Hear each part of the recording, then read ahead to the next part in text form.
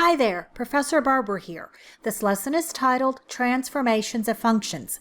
In this lesson, we learn how the transformations of shifting, reflecting, and stretching and shrinking affect the location, orientation, and shape of the graph. Upon successful completion of this lesson, you will 1. Be able to perform rigid transformations of functions. 2. Be able to perform non-rigid transformations of functions. And 3. Be able to determine whether a function is odd, even, or neither. Roman numeral 1. Rigid transformations. Rigid transformations are vertical and horizontal shifts and reflections. The shape of the graph is not affected during a rigid transformation, only its location. So let's look at vertical and horizontal shifts. Let's suppose c is greater than 0. To graph y equals f of x plus c, we shift the graph upwards c units. To graph y equals f of x minus c, we shift the graph downwards c units. Notice that when we add or subtract to the function, these are vertical shifts. To graph y equals f of the quantity x minus c, we shift the graph to the right c units, and to graph y equals f of the quantity x plus c, we shift the graph to the left c units. Note that horizontal shifts are made when we add or subtract to the argument. Use the graph of f of x equals the square root of x to sketch each transformation. Let's begin this exercise by first getting the base graph, which is f of x equals the square root of x. Under an even root, your acceptable values have to be non-negative, so when I select my x choices to compute the corresponding y's, I'll start with 0, 1, and remember this is a square root function, so I'm going to pick 4 and 9. The square root of 0 is 0, the square root of 1 is 1, the square root of 4 is 2, and the square root of 9 is 3. Let's plot these 4 points, 0, 0, 1, 1, 4, 2, and 9, 3. And connect, and what we have is the graph of the square root function. Part A, y equals f of x plus 2. The plus 2 is on the outside, that's in addition to the function, so we take each function value and shift it up 2 units. I'll start with the origin and go up 1, 2. The next ordered pair, I'll go up 1, 2. The next one I plotted, I'll go up 1, 2. And the last point I plotted, I'll go up 1, 2 and connect. And now that is my square root function shifted up 2 units. Part B, y equals f of the quantity x minus 2. When the change happens to the argument's the stuff inside the parentheses, then your shift is horizontal. The minus 2 means you go to the right 2 units, so we'll start with a base function, and each point I plotted, I'll move it to the right. 1, 2 units, 1, 2 units, 1, 2 units, and 1, 2 units. Knowing the basic shape of the graph, I'll connect it, and there is my graph that's shifted to the right 2 units. Let's do part C, y equals f of x, and that entire function minus 4. That tells us we have yet another vertical shift, but now it is down 4 units. So each point that we have, that we plotted, let's just go down 4. 1, 2, 3, 4. 1, 2, 3, 4. 1, 2, 3, 4. And 1, 2, 3, 4. Connect the points. And we have the square root function, shift it down 4 units. And part D, y equals f of the quantity x plus 3 and then minus 1. This tells us we have 2 shifts, a horizontal and a vertical. The x plus 3 tells us that we actually shift left 3 units, and the minus 1 tells us that we go down 1. So let's take each point and go back 3, down 1, back 3, down 1, back 3, down 1, and back 3, down 1. Connect those points, and now we have the graph of f of the quantity x plus 3 minus. Reflecting graphs about the coordinate axis. To graph y equals negative f of x, reflect the graph of y equals f of x about the x-axis. This is a top to bottom or bottom to top shift. To graph y equals f of negative x, reflect the graph of y equals f of x about the y-axis. This is a side-to-side shift. Use the graph of f of x equals the square root of x to sketch each transformation. The graph of f of x equals the square root of x is already sketched. The points I used were 0, 0, 1, 1, 4, 2, and 9, 3. Notice this is just 1/2 of a parabola sideways. Let's go to A. Y equals negative f of x. That transformation, the negative is affecting the function. That means we transform from either top to bottom or bottom to top, and we do this about the x-axis. So let's take each point and reflect it about the x-axis. The 0, 0 stays the same. The 1, 1 becomes 1, negative 1. The 4, 2 becomes 4, negative 2, and 9, 3 becomes 9, negative 3. Let's connect the points. And now we have the graph of y equals the square root of x reflected about the x-axis. B is y equals f of negative x. Notice that the negative is in the parentheses, which means it's affecting the argument. And when it is affecting the argument, we reflect it about the y-axis. Y-axis means side to side, so let's take each point. The origin stays the same. 1, 1 becomes negative 1, positive 1. 4, 2 becomes negative 4, positive 2. And I'm out of graph paper here, so I'll just connect the points. And we get it. The graph is just flipped about the y-axis. And now we're ready to do C. Y equals the negative of f of negative x. That's a transformation top to bottom and side to side. So if we take the original point, the 0, 0 stays the same. The positive 1 becomes negative 1, negative 1. 4, 2 becomes negative 4, 2. We connect the points. And that graph is reflected about the x-axis and the y-axis. Roman numeral 2, non-rigid transformations. Non-rigid transformations affect the shape of the graph, not their location. The graph actually retains its identifying shape.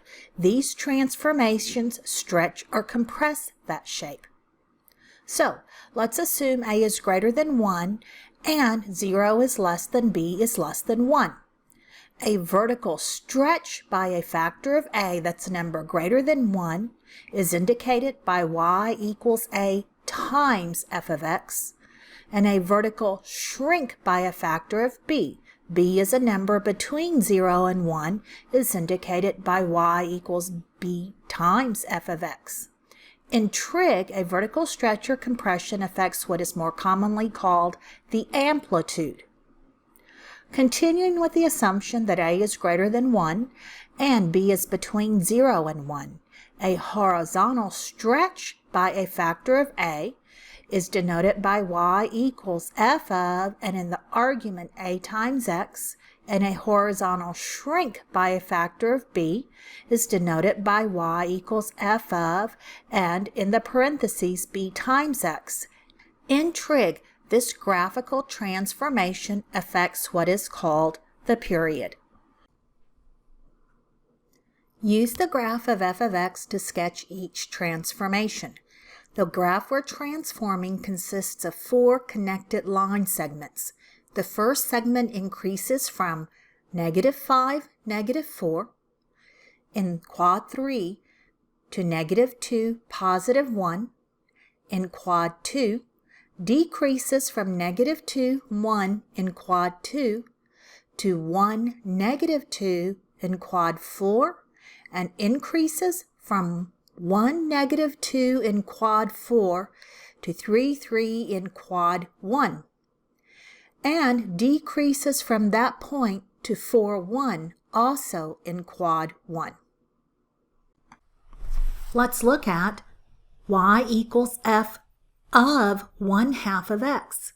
The horizontal effect works somewhat counterintuitively. If the number multiplied to x is greater than 1, the horizontal gets compressed, and when the factor is between 0 and 1, as with this example, the horizontal gets stretched. To reduce the possibility of confusion, just remember that with the x, we divide. So, let's do it again. Y equals f and the quantity 1/2 x. The 1/2 is divided to the argument or the x value of the function. This means the period or the width of the graph of the function is affected. To get the graph of the transformation, the y value remains exactly the same, and the x value is, I'll repeat, divided by a factor of 1/2. So, the ordered pair -5, -4 becomes -10, -4.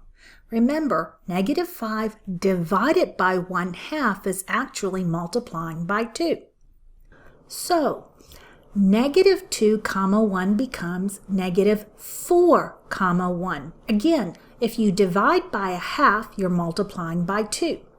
The ordered pair 1, -2 becomes 2, -2. The ordered pair 3, 3 becomes the ordered pair 6, 3. The ordered pair 4, 1 becomes the ordered pair 8, 1. We'll mark these transformed ordered pairs on the grid. So let's start with -10, -4, -4, +1, 2, -2, 6, then up 3 spaces, then 8, up 1. Let's connect. That's supposed to be a straight line. Observe that the entirety of the original graph now requires double the horizontal width. Part B, y equals 1/2 of f of x. The 1/2 is multiplied to the y value of the function. This means the amplitude or height of the graph of the function is affected. To get the graph of the transformation, the x value remains unaffected and the y value is multiplied by a factor of 1/2.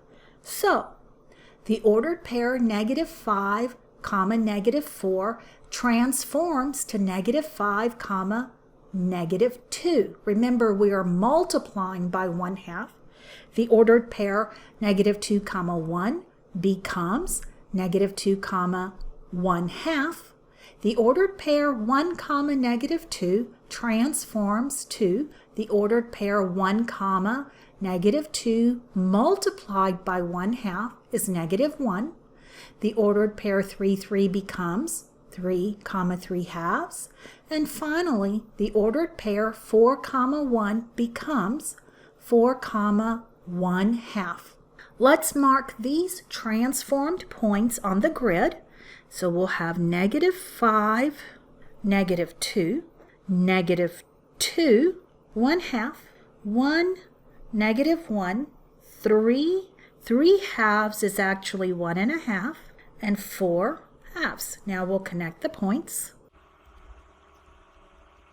We observe that the entirety of the original graph now fits vertically in 1/2 of the original height. Y equals 2 times f of x. The 2 is multiplied to the y value of the function. This means the amplitude or the height of the graph of the function is affected. To get the graph of the transformation, we are going to transform the ordered pairs. The x values remain unaffected, and the y value is now multiplied by a factor of 2. So, the negative 5, negative 4 becomes negative 5, comma, negative 8. Remember, the negative 4 is now multiplied by 2. The ordered pair, negative 2, comma, 1, becomes, the negative 2 remains the same, and 1 times 2 is 2. The ordered pair, 1, comma, negative 2, becomes, the 1 remains the same, negative 2 times 2 is negative 4. The ordered pair 3, comma, 3 becomes 3, comma, 6, because 3 times 2 is 6. And finally, 4, comma, 1 becomes the ordered pair 4, comma, 2. Let's mark these transformed ordered pairs on the grid. So I'll mark negative 5, comma, negative 8. Negative 2, comma, 2, 1, comma, negative 4, 3, comma, 6, and let me locate 4, comma, 2, here it is, and let's connect these points.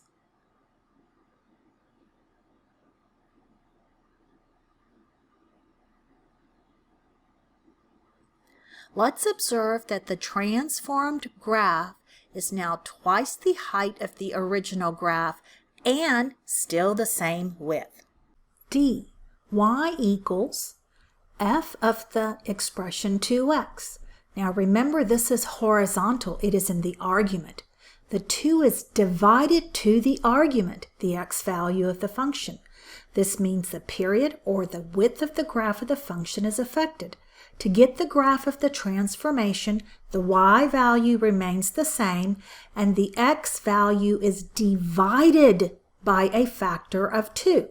So, the ordered pair negative 5, comma, negative 4 transforms to negative 5/2, comma, negative 4.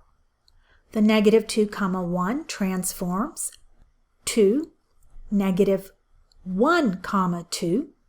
1, comma, negative 2 transforms to 1/2, comma, negative 2. 3, comma, 3 transforms to 3/2, comma, 3. And 4, comma, 1 transforms to 2, comma, 1. Let's mark these points on the grid. So we'll go to negative 5/2, which is 2.5, right? So we'll go negative 2.5 down, negative 4. Negative 1, up 1, 1/2, down 2, 3/2 is 1.5, so we'll go 1.5 over, and then up 3, and finally we go to 2, 1. Now we can connect these points. And what we see is that the horizontal width has been scrunched or compressed to half the original width. Order of transformations. The order in which the shifts, stretches, and reflections are performed must follow the same rules as in algebraic simplifications. Recall PEMDAS, parenthesis first, then exponents, then multiplication or division, reading from the left to the right, whichever appears first, then addition and subtraction, again reading from the left to the right, whichever occurs first. Thus, we transform the graph of a function in the following order. 1. We do all reflections, that's multiplication, first, then 2, all stretching and shrinking are performed. That's also multiplication. And then finally 3, the shifting that has to do with addition or subtraction is performed next. Find the ordered pair that would correspond to 2, -3 when the following transformations are performed. Part A. Y equals f of x minus 1 plus 5. Well, let's see, these are all addition or subtraction, so the order doesn't matter. The minus 1 means that we shift to the right 1, and plus 5 means we shift up 5. So if we're looking at the ordered pair that starts with 2, 2 is the horizontal motion, so we're going to shift to the right, that's add 1, and then -3, we shift up 5, so we'll add 5 to the y value. So the transformed ordered pair is 3, because that's 2 plus 1, the -3 plus 5 is 2, so 3, 2. Let's do the same thing for B. Y equals negative f of x minus 4. Now this one actually has a multiplication, and the minus in front of the f of x means that we reflect the y value over the x-axis. Okay? If you think about that for a moment, that means you're going to switch the sign of the y value. So doing the first step, the 2, -3 becomes, flipping it over the y-axis, the -3 becomes the positive. Now, next step, so step 1 was the reflection, step 2 is the addition or subtraction, and the -4 means now you shift down 4. The up and down mean that you affect the y, so the 2, 3 then becomes 2, 3 minus 4 would be -1. The order of operations is very important. Remember, order of operations matters in transformations just as it does in arithmetic. Roman numeral 3, even and odd functions. Let f be a function. F is even if f of -x equals f of x for all x in the domain of f.